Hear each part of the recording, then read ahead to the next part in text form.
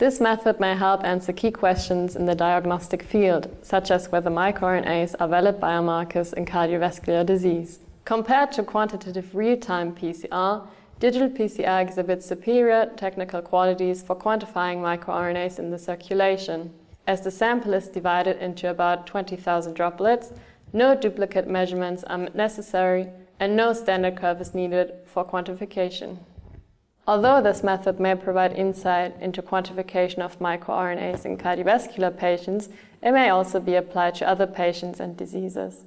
As other microRNAs have shown promise as biomarkers in cancer progression, it may also be applied to oncological patients. Generally, individuals new to this method will struggle because the generated droplets are fragile and need to be handled with care.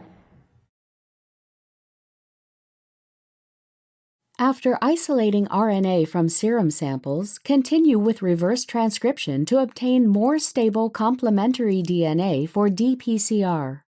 To begin, thaw the reverse transcription kit on ice. Then spin the enzymes and the primers down. Next, prepare the master mix as described in the text protocol. Combine 10 microliters of the master mix with 5 microliters of extracted RNA in each well of a 96-well plate. Then centrifuge the plate at 2000 times G at 4 degrees Celsius for 2 minutes.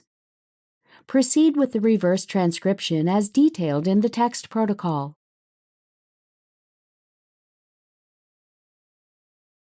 First, thaw the commercial dPCR mix, cDNA, and PCR primers on ice